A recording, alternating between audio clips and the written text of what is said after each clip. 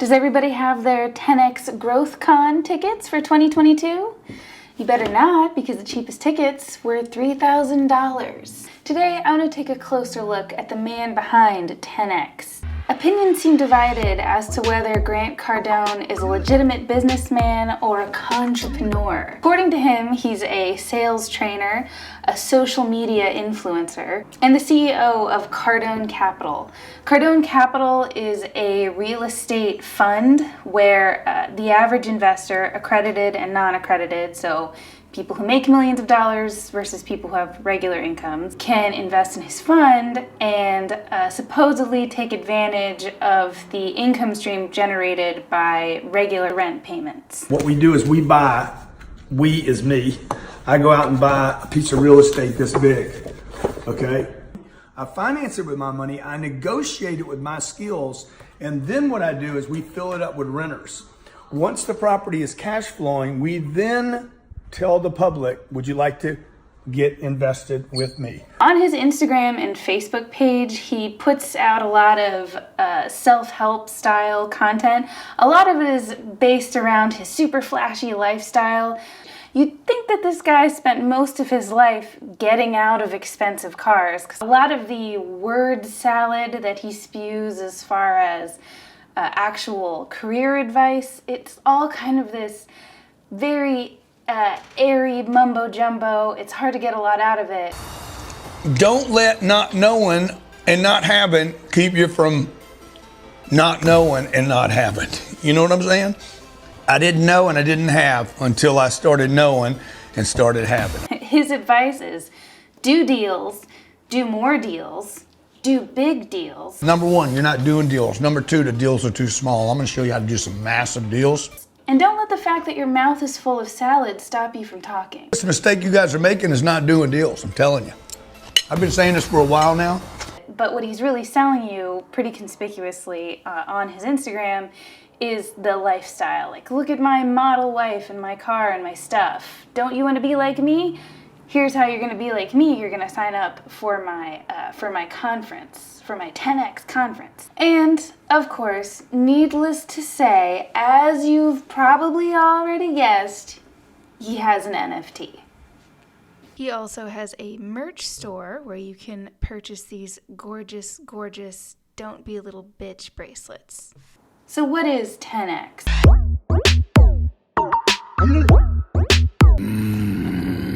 10X. 10X is the idea that you can multiply your wealth by 10 if you follow Grant Cardone's investing, sales, marketing strategies, you name it. The creator of the #1 online sales training system in the world, Grant Cardone!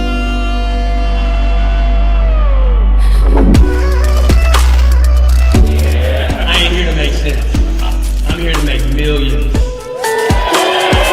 I watched a couple reviews of people on YouTube who went to Grant Cardone and said that they basically just felt like it was all a sales pitch. So essentially the 10X Growth Con, at least in my opinion, is essentially a big pitch fest. So what I mean by that is essentially pretty much every speaker that got up on stage when I went, they would get up on stage for 45 minutes to maybe an hour and a half, and 90% of the time that someone got up on stage, it was literally to sell something. When you go ahead and you spend a lot of money to go to an event, fly cross country, depending where you're at, you're gonna go ahead and put a lot of expense into this, even though it can be a business write-off. When you go ahead and do that, expecting to get a lot of value, and it really just ends up being a pitch fest, that's where this has left a lot of people pretty annoyed. They don't do it to make money, I'm assuming. It's not a big money. It's not a. We are the only profitable seminar business, probably, right? But it's not in the United States. Just not, But how they tell you can get rich isn't actually how you'll get rich. How they get rich is selling you the idea that you can be rich. A lot of people do it. It's not a new idea. He's far from the only one. He's just the one that got on my nerves the most this month. So I wanted to touch quickly on Elena Cardone, his wife. Grant Cardone and Elena Cardone have been married since 2009. So I'm coming to you as his wife. I'm Grant Cardone's wife. She was an actress and a model. She has the 10X Ladies Conference, which is for the ladies. Welcome!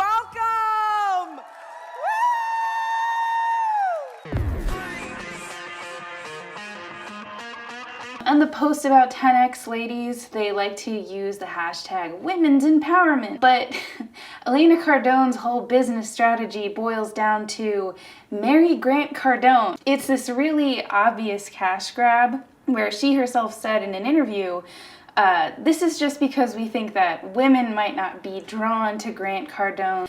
So I'm just here to grab the attention of a female audience and then funnel them over to Grant Cardone. There is a particular group of people, especially women, that might not naturally gravitate toward him, whether it's because they're just not reading or looking for entrepreneurial kind of space, or because he comes off too harsh and abrasive. So I feel like there's a whole group of women who are not benefiting from his material because they just won't ever find him because they don't resonate with him. That's specifically. Right. Mm-hmm. So that was the birth of 10X Ladies. I was like, you know what? If they find me through my book, Build an Empire, or they just like me better or connect with me or associate with me better, then I can attract that whole mass of women and then filter them into the umbrella of everything Cardone. Then I can turn them on to Cardone University, or they can invest with us at Cardone and they Capital. Can still be empowered by what you guys offer. They can find Grant through me because they never would have found him without me. It's very obvious that women's empowerment is just a catchphrase, just a phrase they heard once and thought it would be good for their marketing. The vision that I see for the woman behind the man is I see this extremely beautiful, powerful woman who can stand behind her man. And if for 1 second he even thinks about faltering or falling, she is strong enough to say, that ain't happening. Hell no. When she talks about her role in 10X, all she describes is doing stuff that will help Grant out. So I've just kind of been supporting the behind the scenes operation so he can just be distraction free and focused and helping and impacting so many lives with his material. Like, that's part of my role. It feels like she thinks she invented being a housewife who helps out with her husband's business sometime. I don't know. Maybe that's enough to be a woman entrepreneur. I kind of don't. I don't think so. I disagree.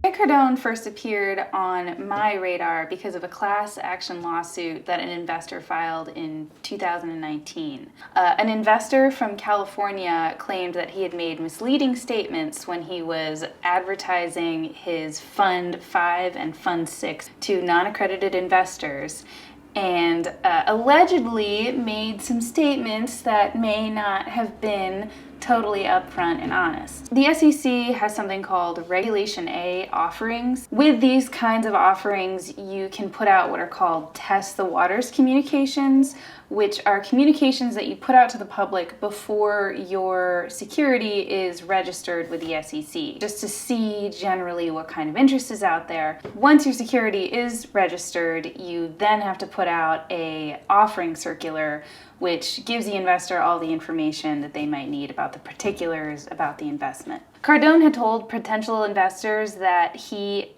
expected to sell the underlying property in 5 to 7 years, and that their $220,000 investment would be worth $630,000 plus your cash flow. The lawsuit alleges that those statements were false and misleading because Cardone had no historical basis for getting those kinds of returns. The suit points out that Grant Cardone had used crowdfunding to raise money for real estate investments before, and those investments had not come with the type of return that he was advertising in these testing the waters communications. Besides the lawsuit, he also got some pushback from the SEC about the returns that he was advertising he could make for investors. In 2018, he had received received a letter from the SEC. It said basically, we note throughout your offering statement that you have a strategy to offer a return of approximately 15% annualized return on the investment. Then it says, we further note you have commenced only limited operations, have not paid any distributions to date, and do not appear to have a basis for such return. Please revise to remove this disclosure throughout the offering statement. And in spite of this, he's still saying on his Instagram or YouTube, I'm going to get you 15%. A judge did eventually throw the class action suit out. His reasoning was that the offering circular that investors did eventually receive said you could lose your entire investment. I don't entirely think that that was the wrong call, but I do think that Grant Cardone and this whole SEC issue does reveal the fact that you are basically allowed to talk out of both sides of your mouth. On the one hand, you can say your investment is going to be protected and I'm going to get you a 15% return, and those things can have no basis. And if you later clarify by adding the offering circular that provides better information, that then you're off the hook. But the whole thing with this non-accredited investor, these are people who may not have a lot of money, could have zero investing experience, zero business experience. So you're pulling in people who, you know, are attracted to this flashy, over-the-top, look at me, I'm rich persona, and then you're expecting those people to also closely read the fine print involved in these investments. And I just don't think that that is reasonable. Our internal rate of return, our expected internal rate of return is 15%. And by the way, it's actually higher than that. I just told them, look, just for the public, so we don't disappoint anybody. I hate doing this, by the way. Bring it down, okay? And this guy's like, that's impossible to get. I'm not talking about once in a while. I'm talking about year after year after year.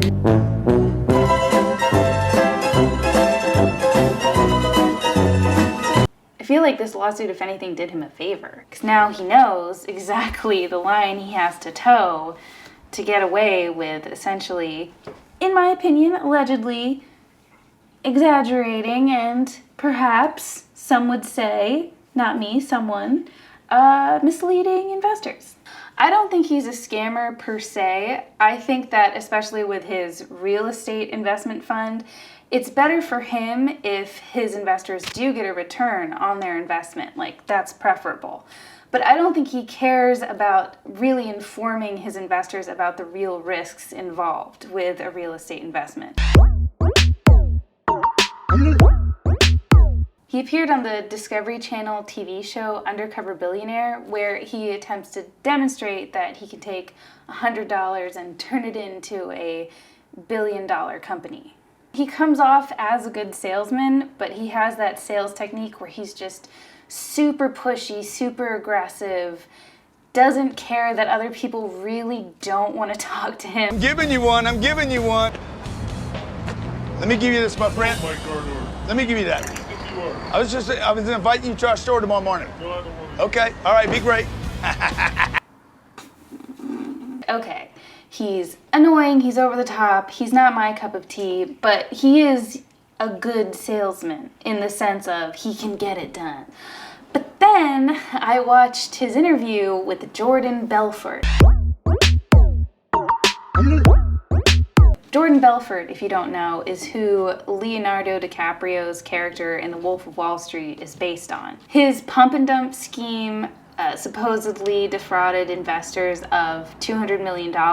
So Grant Cardone sits down with Jordan Belfort and he says, Everybody wants to know who's the better salesman, right? That's what they keep saying. I don't know, you know. Well, it depends who you talk to. You ask Jordan, he's going to say he is. Because say what you will about Jordan Belfort, drug abusing, fraudulent, asshole, criminal that he may be, he comes off as actually very charming in the interview, which I guess is, part of his special sauce that allowed him to commit that kind of fraud. He also is a very good salesman. Like, that's what he does now, is he teaches sales training courses. And because Grant Cardone has this sales training course, Cardone University, he thought he could talk to him like salesperson to salesperson. What are your strategies? What are your techniques? What do you think that young salespeople starting out need to know?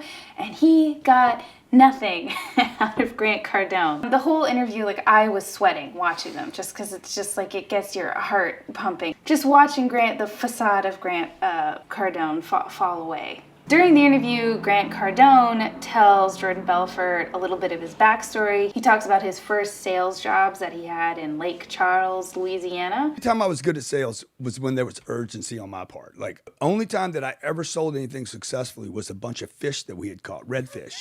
I didn't have enough ice. I didn't plan on it. I didn't know what I was doing, so the fish was going bad. Got it. And I'm like, I have to sell this shit. Right. So then Jordan Belfort's like, well, what were your techniques? What was your pitch back then? Hey, guys, I got fish. Do you think you're going to get something? And whew, he has got less than nothing. You have two types of people. You have buyers and non-buyers, right? Like, what do you mean? No, I don't believe that. I think they're all buyers. You think everyone's a buyer? Every person, every human being you meet is going to buy something. Whether they might not buy my fish, but then they're going to buy insurance, or they're going to buy groceries, or they're all buyers. But what you're selling fish, though. At one point, Belfort asks him, well, what's your strategy to get someone who has no interest in your product to turn it around? No interest is a level of interest. Okay. And he goes into saying, zero interest is an amount of interest. And it's like, okay, buddy, just... Whew. Towards the end of the interview, I think it's clear to Grant Cardone that things aren't really going well. Jordan Belfort has resorted to calling Grant Cardone buddy. No, you don't seem to have the passion for sales, though, buddy. Which, you know, things aren't going well when one man calls another man buddy. Would you agree? Mm-hmm. Jordan Belfort is trying to ask Grant Cardone about the 10X conference. And Grant Cardone is really annoyed that Jordan Belfort is pretending like he hasn't heard of the glorious Valhalla summit of 10X. Oh, seriously, tell me about the 10X conference. I don't know about it. I really don't. You know nothing about it. Nothing. Okay, I want to ask you guys that are watching this. How many of you think he's bullshitting right now when he says he knows nothing? Don't ask him. I'm asking your viewers. Dude. I'm asking them. Everybody knows about the 10X growth conference. I don't know. Stop the madness. Dude. Stop the madness. I don't know anything about it. And he gets so irritated, he's like, I think we should have a cage match. We should do a cage match, me and you. Fighting or 3 rounds, 90 days to prepare for it. Who the fuck wins this thing? Who comes out? Huh? Give all the money to charity. $100 a pay-per-view. It'd be fucking good. You sound like Logan Paul now, buddy.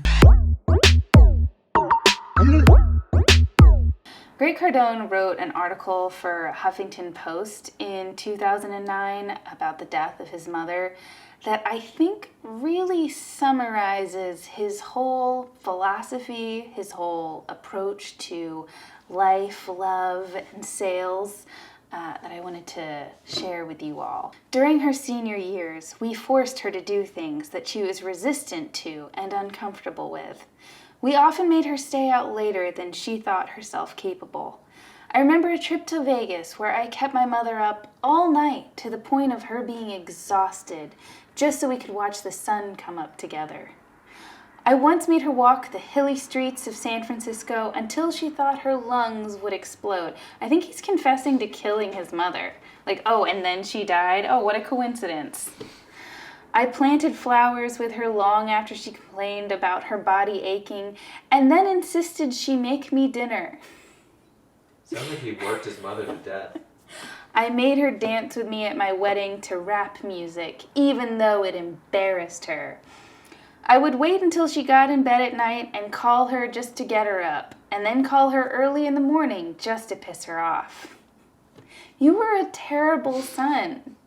This is like his tribute to her, his eulogy. And this isn't an apology. Anyway, you'd think where he's going with this, like, and I'll never forgive myself, but no. For the last 20 years, she resisted, she complained, and she even got angry at times. But we insisted, we is him and his twin brother. He has an identical twin. There are 2 of them. Because of this, my mother accumulated thousands of experiences most people never will, and leaves her children with memories she would never had if we hadn't pressed her to live. So all that matters is what you got out of her. And because of these experiences, my mother became more than just my mother, but a great friend as well. Well, I would love to hear her side of that story. I was really interested in this screed about berating his mother into living a life she never wanted, because it really echoes what he said about how he courted his wife. This amazing woman up in Santa Barbara, and I've been fucking obsessed. I had to be obsessed to get Elena's attention. I was actually hoping to ask you some questions about that. I called her 26 times, man. No return phone call. 26 times in 13 months. Yeah. I kept trying to impress her with what I said rather than asking her what did she want to do. A lot of people said, oh, you should have just asked her what she'd like to do in the beginning, but I don't think so. I think that I had to keep showing up and show her the kind of man I am to ever get her attention. Like, she just wasn't ready. So I could have said red, blue, elephants, money, whatever. It wasn't, she wasn't ready. But just because she wasn't ready doesn't mean she wasn't the right person for me. And that's what I kept telling myself. Just because a customer's not ready doesn't mean I'm not the right solution for them. I knew she was right for me. That's what mattered. And that's kind of the sales tactic that he shows in Undercover Billionaire. Like, that's his whole thing. Like, just go and go and go and never stop harassing people. And don't think about what your potential investors are actually qualified to invest in before you advertise to them. And that technique is not really a technique. It's sort of like, instead of showing you how to refine a strategy or use a tool, he's just showing you how to pick up a big club and hammer other people over the head with it until they capitulate. But that doesn't really make you good at sales or marketing. It just makes you a bully. And if you're someone where you don't care about how other people feel and you're willing to harangue them endlessly, you probably will get somewhere in life. The only possible takeaway people could have from watching your content is, oh, I should also be an abrasive, pushy asshole. And I hope that most of your students fail, because I don't want to live in a world full of Grant Cardones. So that's all we have on Grant Cardone. Thanks for watching. Let me know if you've had any experiences with Grant Cardone or you've gone to 10X. Yeah, let us know what you want to see from us in the future. I'd love to talk more about lifestyle gurus. Thanks for watching. Bye-bye.